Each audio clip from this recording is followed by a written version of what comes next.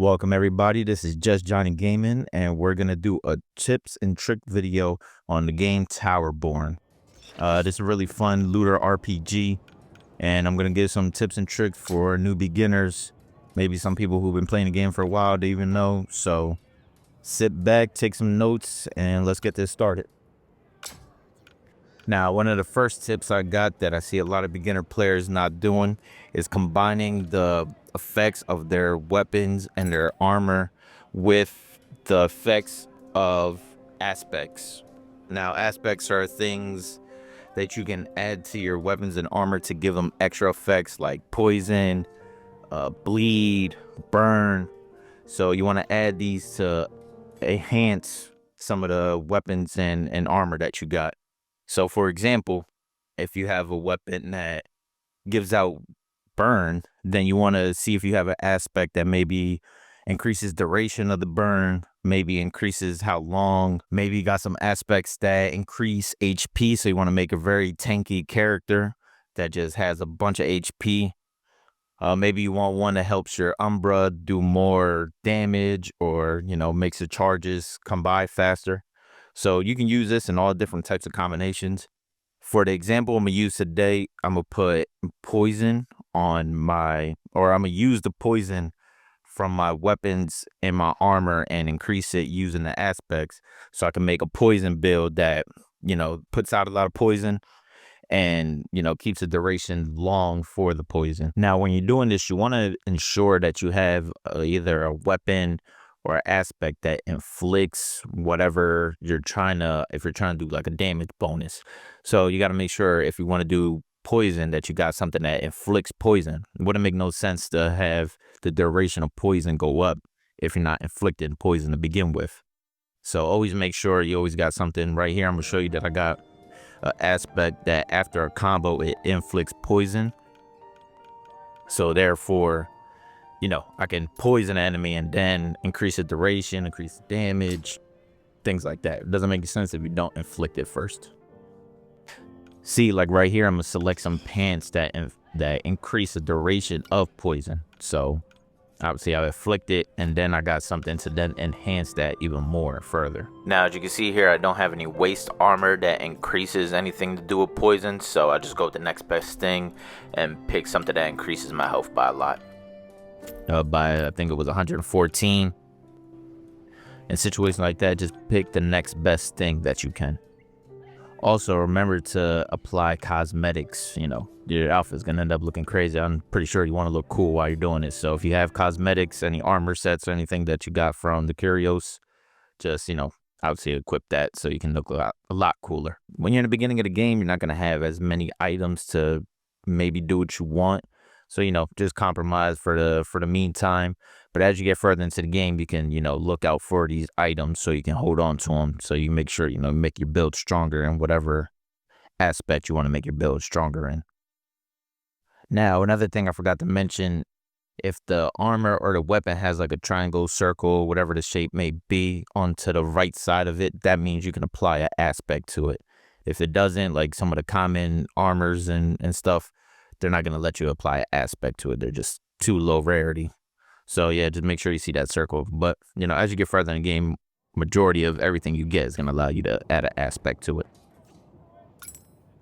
Now, as you can see right here, I found an aspect for my chest armor that has a 28% chance to, per hit, to inflict poison with a 5% duration. These are the kind of extra effects you're trying to add on to whatever bonus you're using for your weapons and armor. So just try to stack up as many as you can. You see, for shoulders, I didn't have any armor that would help with the effects I was going with, so I just chose whatever was best to, help complement everything else. Also, for the shoulders, you can see that you couldn't add an aspect to it, so you just get what you get and, move on. And for my helmet, I chose one that added poison damage plus 4%. So that, and then we're gonna add an aspect to it that has a 39% chance to inflict poison when attacked. So whenever I get attacked, I have a 39% chance of inflicting poison on the enemy. Again, just adding on to the bonuses we already have. So now I'm trying to raise my danger level to 3. Like I said, I'm still in the beginning of the game myself, but I've been learning a lot of tips and tricks from other places, so I'm trying to, you know, help everybody else with the knowledge. But I'm headed in here to try to get level 3 danger level, and then we're going to show you how the bonuses apply that I put on all my armors and weapons. See, as you can see, the enemy is getting hit with poison. It pops up over their head, and you can see like a little -8 every time, every couple seconds. That shows you that the poison is, you know, continuously taking their health down. These are the kind of bonuses you want to apply so you can, you know, get these enemies, kill them faster. As you can see, the poison is still hurting them little by little. You can see the little green bubbles above their head to show that they are poisoned. Like I said, this is just taking their health down little by little.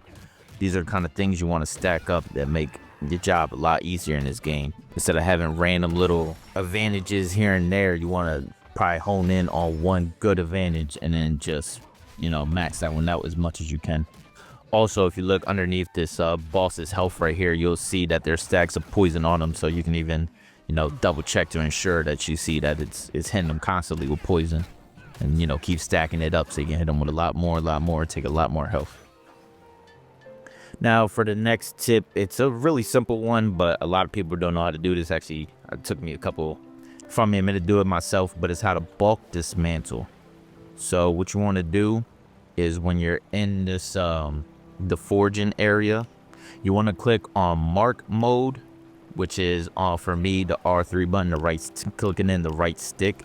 And then simply from there, you just want to mark for dismantle. So for me, it's pressing Y. As you see, it's going to put a slash through all of these. So for me, I like to do all the uncommons and the commons. Don't really need them. Once you get further in the game, they're just pointless. They're just really there for dismantling, honestly. So you want to gather all that. You know, saves you a lot of time instead of doing this one by one how I was doing before. It was taking me forever. And once I get to the rares, I stop. And that's it. You click out of it, and then you click bulk dismantle. It's going to show you that all 54 items, and bam, you get it all at once. Do that for the gear, do it for the weapons. It's a lot quicker process than doing it one by one. A lot of people didn't know this, so I just make sure I show everybody.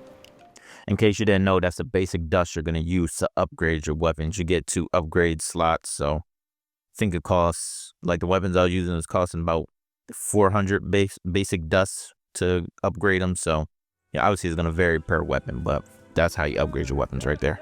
All right, so the next tip we're going to go over, another simple one, but a lot of people may not know, is how to get new Umbras, the little guys over your shoulder, to help you with extra abilities. So what you want to do is go to one of these shrines right here. So you have to go to these shrines. It's going to give you a little message when this is your first one. Yep, and these are the things you're going to go unlock new Umbras. So this one's simple, nothing crazy. Go ahead in here real quick. And for this one, honestly, I don't know if the other ones are like this, but it's just simple as you're looking through all these chests. You see nothing coming out of them, nothing's coming out of them. And then you see this one that says locked, and they tell you to find the key. So simple enough, you're just gonna keep opening these chests. No fighting involved in this one. Skip to when I find the key. I started getting tired, so I started going from the back towards the other way. And right here, a key came out. I didn't know how to, I thought it automatically went in your inventory, but you go ahead in the rack, pick it up, and then you go back to that chest you found. That said it was locked. Boom, open it, and the new Umbra comes out. Simple enough for this one. Can make cracking. That's it, you got a new Umbra. So around the world map, you want to find all these little shrines, always go to them. Unlock more and more new Umbras, so you can mix and match which ones that you want to use. The ability for this one is conjures a stationary field on the ground, granting focus to any allies standing within. I don't play with allies that often. I do sometimes. So right now I'm not going to equip them, but you know, like I said, equip whichever ones you think are going to help you with your adventures. And all right, so another cool tip that I didn't know about, but I discovered looking through the store here, is if you press RT a few times, go all the way to the right, you can't see this tab if you just looking at it originally. But if you keep going, you'll see Game Pass bonus, and you actually get a free Curio core. You know, if you have this game through Game Pass on Xbox. So all my Xbox players, you can get a free core to use to go unlock another Curio of your liking. So yeah, a simple tip, but some might not know because you can't even see it, honestly, until you scroll all the way to the side. So with that being said, another tip in this game is your cores that unlock Curios are like little mini battle passes where you can get armor, pretty much cosmetics and all this, emotes, all this stuff. They actually unlock forever. So don't worry, like this one over here, it says 5 days left. Once you use your core to unlock it, it unlocks forever. So you don't got to worry about it going away or nothing. You can keep it forever. The strategy I go with personally is whichever one's about to expire the soonest, I use my core to unlock that one. So like this one expires in 5 days, so I'm just gonna go ahead and unlock that one.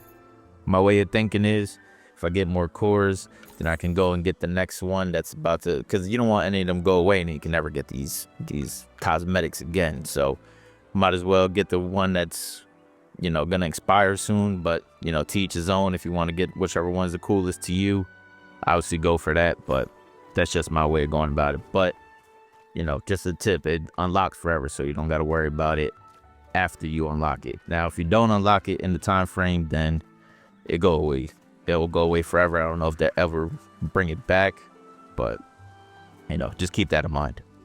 All right, so for the final tip of the day, it's how to stack up on writs so you can buy as much cosmetics as you want from all the Curios you unlock. So my method of going about it is, one, go to the dailies.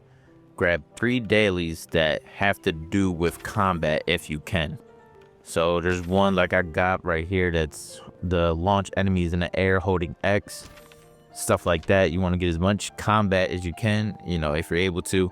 Also, there's another one that stacks up with the Courage Crucibles, which is what we're about to do.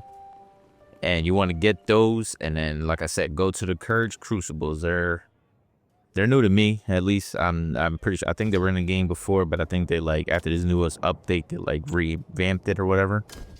So you want to go to these crucibles, and what happens is, in these crucibles, you're gonna get a currency, a new kind of currency from Courage.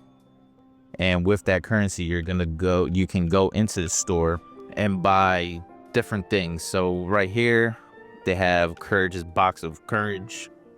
They have a pile of writs if you want that. They got armor, specific armor for Courage, the same armor that he's wearing, but obviously for the player, that you can go ahead and get. They got spirit dust if you want some of that. But like I said, for this, I would want to stack up on writs so I can get more cosmetics. So what you're gonna do in these crucibles is really simple. For me, I just did danger level 2 to get it started. But essentially, all you're gonna do is just fight waves of enemies. You're gonna get 3 shrines every time a round starts, and you get to choose one that gives you a buff. Whatever, choose your buff of your liking.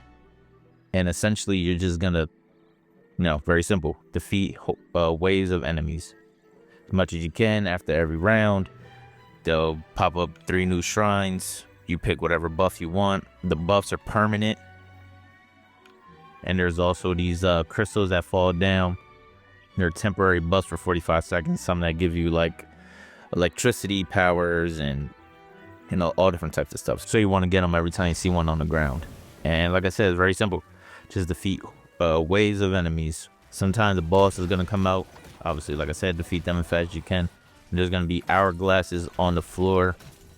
Smash those. They give you 5 seconds every time. So try to incorporate it with fighting enemies. You don't want to waste time. Gonna go get a hourglass just to run back to the enemies. It's kind of, doesn't really make sense to do that. So just try to do it in cohesion of fighting the enemies. And you want to just keep defeating waves. And this one, I don't even finish the last wave, but all I needed was a score of 18,000 to get the gold. So You know, I made it to the end. I had a multiplier of 50 by the time I got to the end. Every time you get hit, your multiplier comes down by 1. So just try to keep that up, try to dodge and not get hit. And then, yeah, if you get gold, you get 3 chests at the end. You want to open all 3 of them chests. You're going to get items, weapons, and armor. And then you'll get that currency I was talking about for courage. And yeah, you're going to use that currency to then open boxes. If you want to open boxes, you can get different amounts from the boxes, either 100 writs, 250, 500, 750, or 1,000 is even possible. Or if you want to not take the chance, because there's other things in the box. If you want to not take the chance and just buy writs outright, you can get 250 writs for 400 of the currency is called clash marks. So you want to stack up clash marks and then buy writs and all that stuff. That way you can get as many cosmetics as you want and have your character looking cool.